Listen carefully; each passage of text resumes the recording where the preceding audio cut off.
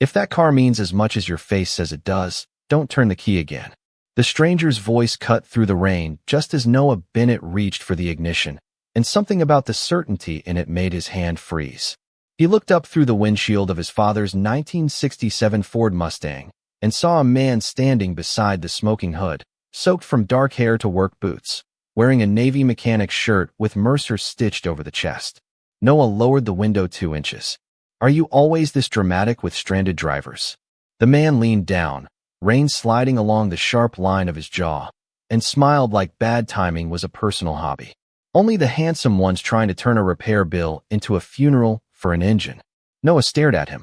10 minutes ago, he had been driving toward the church where his family was holding a memorial for his father. 5 minutes ago, the Mustang had coughed, shuddered, and rolled onto the shoulder of Route 9 beneath a sky the color of wet concrete. Now a mechanic built like he belonged in a truck commercial was flirting with him while smoke escaped from the last thing his father had ever given him. Perfect. Absolutely perfect. "Can you fix it?" Noah asked. The smile on the mechanic's face softened. "I can keep you from making it worse." He stepped back and lifted the hood carefully. Noah got out, immediately regretting it when cold rain slipped beneath his collar. The mechanic glanced at his black dress shirt, his polished shoes sinking into roadside mud, and then at the white-knuckled grip Noah had on the keys. "Big event." Something like that. Noah hated how thin his voice sounded. The man did not push. Instead, he bent over the engine, shining a small flashlight between hoses and wires. His hands moved with quiet confidence, tracing the source of the smoke without touching anything too quickly. That should not have been reassuring. It was just competence. Competence in a fitted work shirt. Completely ordinary. "Cole Mercer," the mechanic said without looking up. "Noah Bennett." Cole paused for half a second, then raised his eyes. Something unreadable crossed his face before the easy smile returned. "Nice to meet you, Noah Bennett." The way he said Noah's full name felt strangely deliberate. Cole checked a few more connections, then shut off the flashlight. She's not going anywhere under her own power today. Noah looked at the Mustang, rain beating across the faded blue paint. His father had taught him to drive in this car, one patient Sunday at a time. Noah had preserved every scratch because changing anything felt too much like admitting the past was gone. "I have to get across town. I'll tow the car to my shop and drive you wherever you need to go." Noah frowned. "Is that included in the roadside fee?" Cole rested one hand on the hood.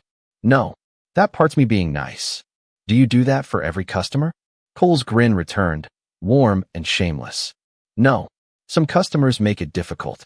Against every reasonable instinct, Noah almost smiled. Almost. 20 minutes later, he sat in Cole's tow truck while the Mustang followed behind them through sheets of rain. The cab smelled faintly of coffee, cedar air freshener, and motor oil. Cole turned the heat higher without asking. Noah watched the old car in the side mirror until Cole spoke. "Your dad's?" Noah turned sharply. "How did you know?" Cole's fingers tightened around the steering wheel. For the first time since arriving, he had no clever answer ready. "Lucky guess," he said, but his voice had changed. Noah looked back at the Mustang, then at the mechanic beside him, and knew with sudden certainty that Cole Mercer had not guessed at all. The tow truck rolled beneath a weathered sign that read Mercer Auto Repair, the faded blue letters hanging above a garage that looked as though it had survived every New England winter without ever considering retirement. Noah stepped out into the drizzle while Cole backed the Mustang carefully into the largest service bay, moving with surprising precision, almost like someone parking a priceless museum piece instead of a 60-year-old car. The garage smelled of fresh coffee, warm rubber, old pine, and engine oil, an oddly comforting combination that reminded Noah of Saturday mornings when his father used to disappear into the garage with classic rock playing on a dusty radio. He swallowed the memory before it could settle too deeply. Cole climbed out of the Mustang and handed Noah the keys. "She is in better shape than I expected." Noah folded his arms. "That sounds like there is a bad part coming." "There is."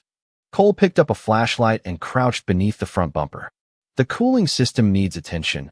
One of the belts is ready to quit without giving anyone 2 weeks' notice, and I do not like what I am hearing from the water pump." Noah sighed. "Can it be repaired today?" Cole remained quiet for several seconds before standing again. "Not correctly." Noah rubbed his forehead. "I have already spent enough on this car." "Then do not waste money rushing the wrong repair." Cole spoke so matter-of-factly that Noah almost argued out of habit before realizing the mechanic was not trying to sell him anything. In fact, Cole looked almost disappointed by the estimate he was about to give. He grabbed a clipboard, scribbled several notes, then glanced back at the Mustang with unusual attention. Some of these replacement parts are hard to find. How long? If I order new reproduction parts, maybe a week. If I track down original parts, 2 weeks. Noah let out a tired laugh. You make that sound easy. Cole shrugged. Nothing about old Mustangs is easy. That is why people fall in love with them. Noah looked toward the blue hood, where rainwater still clung in tiny silver beads. Some people do not get much choice. Cole studied him for a moment before changing the subject. Do you need another ride today? I can call a rideshare. You could. Cole reached for his phone, then stopped. Or I can drive you. Noah narrowed his eyes. Do mechanics normally provide chauffeur service? Only when the customer looks like he forgot to eat breakfast. Noah blinked. How do you know that? Cole pointed toward the untouched granola bar still sitting in the Mustang's cup holder. Observation. Noah hated that the answer made sense. He hated even more that it made him smile for half a second. While Noah filled out the repair authorization, another mechanic walked through the garage carrying a box of filters. Hey Cole, the younger man called. Is this the Mustang you would not stop talking about? Cole shot him a look so fast, it almost qualified as professional panic. Go inventory something. The younger mechanic raised both hands dramatically. I am leaving. He disappeared into the back room with an exaggerated grin. Noah slowly looked up from the clipboard. You were talking about my car? Classic cars get mechanics excited. That is not what he sounded like he meant. Cole slipped both hands into his pockets and gave Noah the same easy smile that somehow managed to look genuine and evasive at exactly the same time. Maybe he just likes embarrassing me.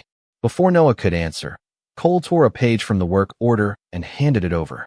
At the bottom, beneath the estimated completion date, someone had written in neat handwriting, if you worry before I finish fixing her, call me anytime. The phone number underneath belonged to Cole, not the shop. Noah stared at the note longer than he intended. When he finally looked up, Cole was pretending to organize a toolbox while very obviously waiting for his reaction.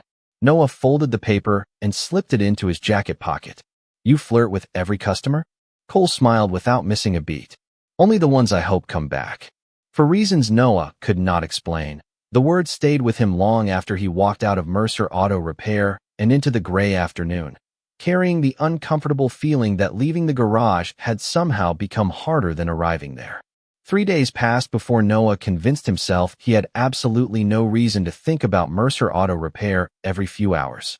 That lasted until his phone buzzed just after lunch on Thursday. The message was from an unfamiliar number. Your Mustang misses you. I am trying very hard to be professional, but she keeps making me think you should stop by. Noah stared at the screen for several seconds before replying. Is the car actually ready, or is this another one of your terrible pickup lines? The response arrived almost immediately. Both can be true. Noah rolled his eyes so dramatically that the woman working beside him at the publishing office laughed without knowing why. By 6 o'clock he found himself driving a rental sedan toward the garage, repeating that he was only checking on the repair. He certainly was not curious about the mechanic with impossible timing and an inconvenient smile. The garage was quieter than before. Most of the service bays were empty. Classic rock drifted softly from an old radio near the office, and the evening sunlight spilled through the open doors in long golden stripes across the concrete floor. Cole stood beside the Mustang with both sleeves rolled above his elbows, carefully polishing a chrome trim piece. He looked up the moment Noah stepped inside, as though he had been expecting him all afternoon. Right on schedule, Cole said. Noah folded his arms. You never gave me a schedule. I guessed. That sounds overconfident. Usually. Cole set the polishing cloth aside and motioned Noah closer. Come listen. Noah walked over, stopping beside the driver's door. Cole leaned through the open window and started the engine. Instead of the rough, uneven idle Noah remembered, the Mustang settled into a smooth, steady rumble that filled the garage with a deep, comforting sound. It was almost impossible not to smile. She sounds happier, Noah admitted quietly. Cole glanced toward him instead of the dashboard. I was hoping you would say that. Noah looked away first. You are aware you talk about cars like they have feelings. Only the important ones. Cole shut the engine off and opened the hood. I replaced what I could, but the original water pump is beyond saving. I found someone who owns a genuine replacement. How much? Too much. Noah sighed. Tell me anyway. Cole scratched the back of his neck. I am still negotiating. Noah frowned. You are negotiating for me? For the car. Noah laughed despite himself. You really cannot help flirting, can you?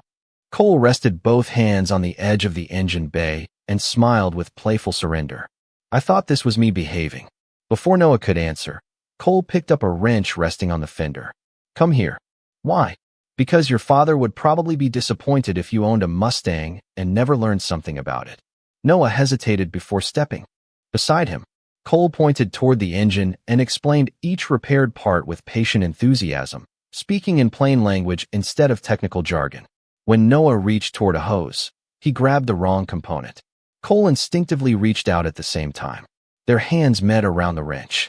Neither of them pulled away immediately. The contact lasted only a heartbeat, warm fingers brushing against cool metal, yet somehow the entire garage seemed quieter than before. Cole cleared his throat first and gently adjusted Noah's grip instead of taking the tool away. There, he said softly. Now you look like you know what you are doing. Noah looked at their hands, then at Cole, whose attention remained entirely on the wrench despite the faint color rising across his cheeks. Before either of them could say another word, thunder rolled across the evening sky. Rain began falling in heavy sheets outside the open garage doors. Cole glanced toward the weather, then back at Noah with a grin that returned as naturally as breathing. Looks like neither of us is leaving for a little while. The rain hit the metal roof with a steady rhythm that swallowed the sounds of passing traffic until the entire garage felt like a small island floating somewhere outside the rest of the world.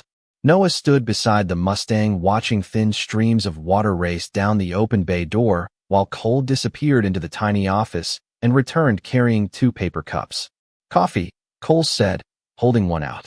Before you ask, it is from the diner across the street, not from the mysterious pot that has probably been sitting in our break room since the last presidential election. Noah accepted it with a quiet laugh. That is oddly reassuring. They leaned against opposite sides of the Mustang, listening to the rain for a moment. The silence was comfortable, which surprised Noah more than it should have. Most conversations with strangers felt like meetings that should have been emails.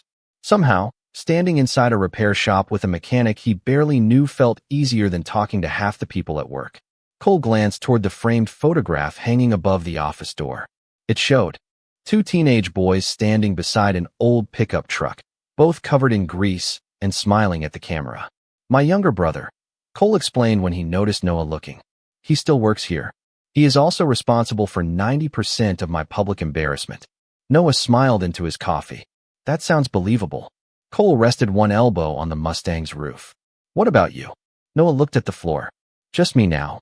The words slipped out before he had time to soften them. Cole did not rush to fill the silence. He simply nodded, waiting. Noah appreciated that more than he expected. My father loved this car, Noah finally said. Every Saturday morning, he would spend hours in the garage. He always promised we would restore it together after he retired. He let out a slow breath. Retirement never happened. The rain seemed louder for a second. Cole lowered his eyes toward the faded blue paint, running his fingertips lightly across the edge of the hood without saying anything. His expression had changed again, becoming quieter, almost familiar, as though the story belonged somewhere inside his own memories too. He took good care of her, Cole said softly. Noah looked up. You keep saying things like you knew him. Cole's eyes met his for the briefest moment before drifting away again. Some people leave bigger marks than they realize. Noah frowned. What does that mean? Before Cole could answer, his cell phone buzzed in his pocket. He glanced at the screen, sighed almost imperceptibly, and declined the call. Seconds later it rang again. This time he answered with an apologetic smile. Mercer Auto Repair. He listened quietly, then rubbed the back of his neck. I understand. Give me 20 minutes. He ended the call and looked genuinely disappointed. One of our customers is stranded about 15 miles outside town. Noah waved a hand. Go. I can wait until the rain lets up. Cole hesitated. You sure? I survive publishing deadlines. I can survive a garage. Cole laughed, grabbed his jacket, then stopped beside the Mustang. Do not leave before I get back. Noah raised an eyebrow. Was that an order? Cole smiled, that same effortless smile that somehow always landed somewhere between teasing and sincere. No.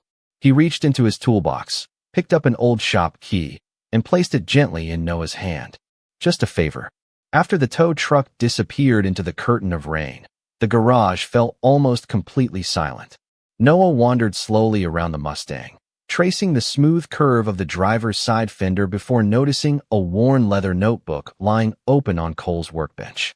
He had no intention of invading anyone's privacy. He simply meant to move it away from a leaking spot in the roof. But as he lifted it, a faded photograph slipped onto the concrete floor.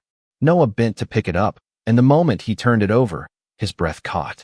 The picture showed his father standing beside the exact same Mustang nearly 20 years earlier, one arm resting proudly across the roof, while a much younger Cole stood beside him, smiling like he had just found the place where he truly belonged. Noah stood perfectly still with the photograph in his hands while the rain continued tapping against the roof above him. His father looked younger than Noah remembered, wearing the same denim jacket that still hung untouched in the hallway closet at home. Beside him stood a teenage Cole, several inches shorter, his hair longer, his smile brighter, and one hand resting proudly on the Mustang's front fender as though he already loved the car. Scribbled across the bottom in faded black ink were the words, "Keep learning. You have good hands. Frank Bennett." Noah traced his father's handwriting with the tip of one finger, just as the garage door rolled open behind him. He turned around to find Cole shaking rain from his jacket before stopping abruptly. His eyes dropped to the photograph, and all the color seemed to drain from his face. For several long seconds, neither of them spoke. Finally, Cole walked forward slowly, not trying to take the picture away. "I was going to tell you," he said quietly. Noah searched his face. When Cole let out a small breath that sounded almost like a laugh at himself. "Every day since you walked into my garage." Noah looked back at the photograph. "You knew my father. When I was 16.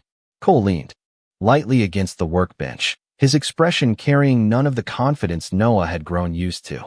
"I was skipping school more than I was attending it. My family was having a rough time, and I was angry at everyone for reasons I could not even explain." He smiled faintly at the memory.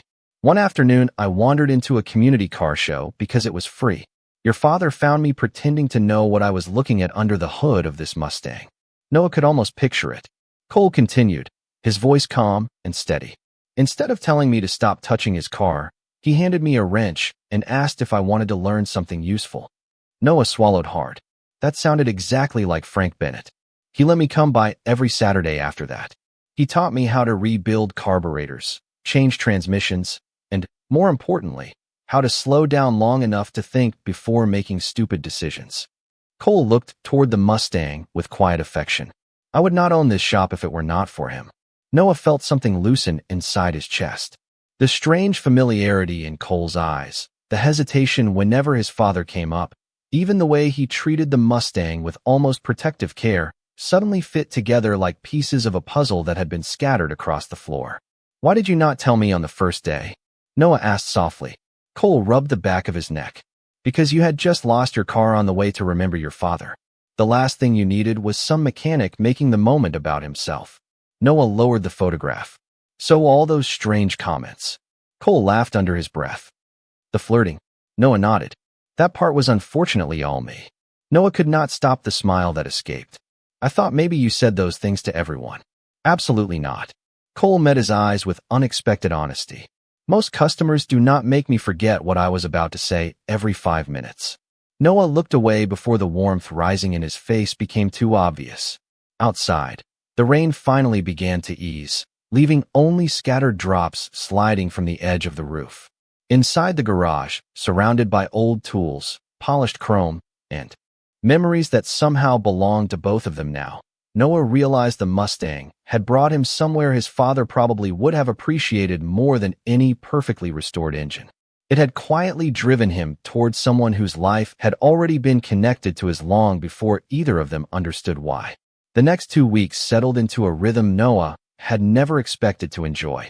Every afternoon after work, he found himself pulling into Mercer Auto Repair instead of driving straight home, always telling himself he was only checking on the Mustang.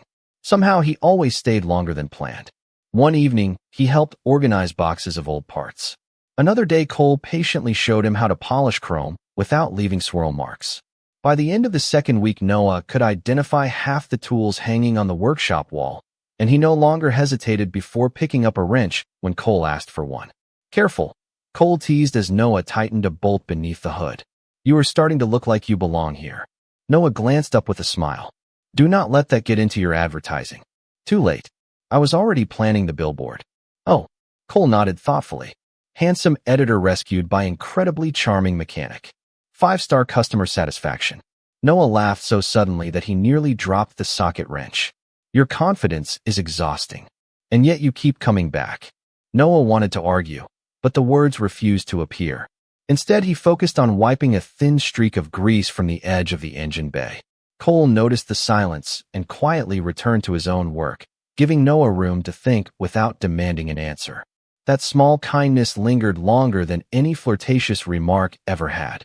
As the sun dipped lower outside, they finished installing the original replacement water pump Cole had spent days searching for. He stepped back and admired the engine with folded arms. Go ahead, he said. She is ready. Noah slid into the driver's seat while Cole leaned through the open window. The Mustang started with a deep, steady rumble that sounded stronger than it had in years. Noah rested both hands on the steering wheel, feeling an unexpected tightness in his throat. He would have loved hearing that, he whispered. Cole smiled softly. I think he would have loved seeing you do half the work yourself even more. They took the Mustang out for a short evening drive along the river road. Windows open as cool summer air carried the scent of pine and fresh rain through the cabin. The engine responded smoothly around every curve, and for the first time since his father's passing, Noah drove without expecting something to break. When they returned to the garage, twilight had settled across the parking lot. Cole walked beside Noah as they locked the shop. They reached the Mustang at the same time, both stopping beside the driver's door. Cole slipped his hands into his jacket pockets, suddenly looking far less certain than the man who flirted with complete confidence only days before. Can I ask you something? He said quietly. Noah nodded. Cole looked directly into his eyes. If all the joking ever made you uncomfortable, I need you to tell me. I would rather stop than make you feel like you had to pretend you were okay. Noah studied him for several silent seconds. That was the moment everything shifted. It was not the compliments, the smiles, or the teasing that reached him. It was the simple fact that Cole cared more about Noah's comfort than his own pride. Noah stepped a little closer, close enough to see the reflection of the parking lot lights in Cole's hazel eyes. The truth? Noah asked. Cole nodded once. Noah smiled, warm and completely unguarded. I was never waiting for you to stop flirting. He paused just long enough to watch surprise brighten Cole's expression. I was waiting to find out whether you meant every word.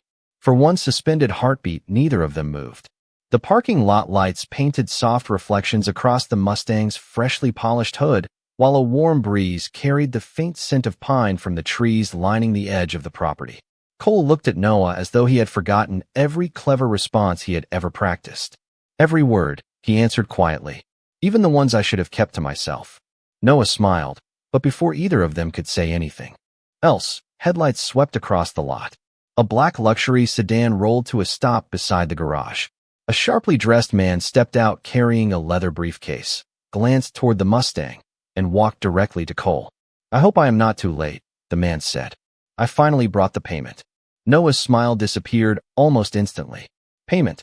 Cole accepted a thick envelope but did not open it. Thank you for coming all this way. The man nodded toward the Mustang with obvious admiration. It is even more beautiful than you described. I cannot believe you convinced me to let it go. Noah felt every word land in the wrong place. Let it go. The payment. The admiration.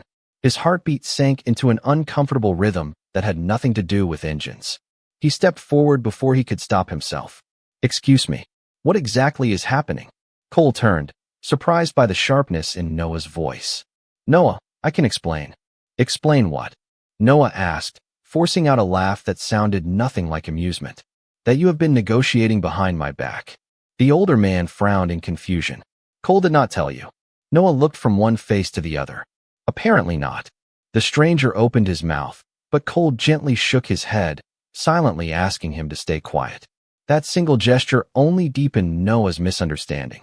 So there really is something you do not want me hearing, Noah said. Cole took one careful step closer. Please trust me. Noah looked at the envelope in Cole's hand. I did trust you. The words hung between them with a weight neither man had expected to carry that evening. Noah remembered the note with Cole's private phone number, the evenings spent repairing the Mustang together, the stories about his father, the easy smiles that had slowly lowered every wall he had built around himself. Suddenly, every memory felt uncertain. Had Cole earned his confidence simply because the car meant something valuable? Had all those late nights been leading toward a business arrangement Noah never knew existed? Cole's shoulders lowered. It is not what you think. Noah shook his head. Then tell me what I am supposed to think when someone arrives with an envelope and says you convinced him to let it go. Silence stretched across the parking lot. Cars passed on the distant highway while a lone cricket chirped somewhere beyond the fence. Cole looked genuinely torn, as though speaking too soon would break a promise he had already made to someone else. Noah mistook that hesitation for guilt. He reached into his pocket, pulled out the spare shop key Cole had trusted him with days earlier, and placed it gently on the Mustang's hood. "Thank you for fixing the car," Noah said, his voice calm enough to hide how disappointed he felt. "I think I should go before I misunderstand anything else." He climbed into the Mustang, started the engine, and drove away without looking in the mirror. Behind him, Cole remained standing beside the garage, the unopened envelope still in his hand, knowing the worst part of the evening was not that Noah had left. It was that the truth he had been trying so hard to keep as a surprise had just become the reason Noah no longer believed him. Noah barely slept that night. Every time he closed his eyes, he saw the unopened envelope in Cole's hand and heard the stranger saying, "It is even more beautiful than you described." By morning, he had convinced himself that trusting people was apparently a skill everyone else had received except him. He buried himself in work, edited 3 chapters of a manuscript without remembering a single sentence, and ignored the 2 messages sitting unread on his phone. The first simply read, "Please let me explain." The second arrived 3 hours later. "I will wait until you are ready." That somehow hurt even more. Late that afternoon, Noah heard the familiar rumble of an old pickup outside his apartment. Expecting a delivery, he opened the door to find Cole's younger brother standing on the front steps holding a cardboard box. "You are Noah, right?" the young mechanic asked. Noah nodded cautiously. "I am Luke, Cole's brother. Before you tell me to leave, I need exactly 2 minutes because my brother is apparently the world's worst communicator." Noah hesitated before stepping aside. Luke placed the box on the kitchen table and opened it. Inside were old receipts, handwritten notes, photographs, and a faded notebook filled with mechanical sketches. Noah immediately recognized his father's handwriting across several pages. "Where did these come from?" Luke smiled gently. "Your dad gave them to Cole years ago. He said Cole would appreciate them more than anyone." Noah slowly turned another page and found a receipt dated just 3 weeks earlier. Attached to it was documentation showing that Cole had purchased an original factory water pump for the Mustang at an auction. The price made Noah stare twice. "That cannot be right." Luke nodded. "It is. Cole sold his vintage motorcycle to pay for it." Noah looked up in disbelief. "Why would he do that?" Luke let out a small laugh. "Because he is an idiot." Noah blinked.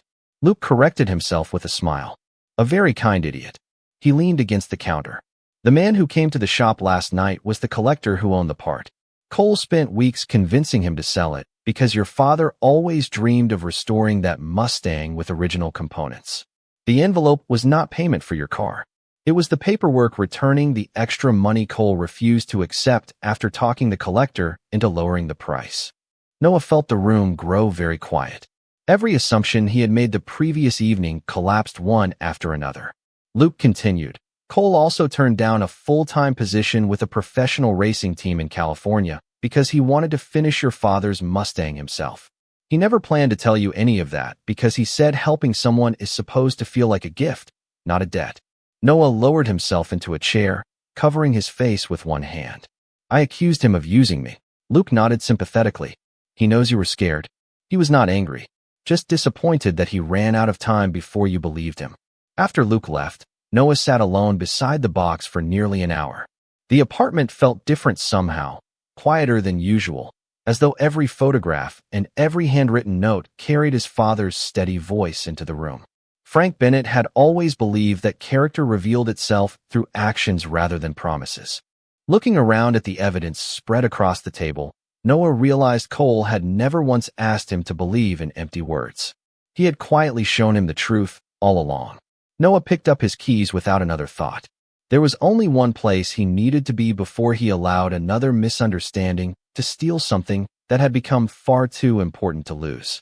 The drive to Mercer Auto Repair felt both impossibly long and far too short.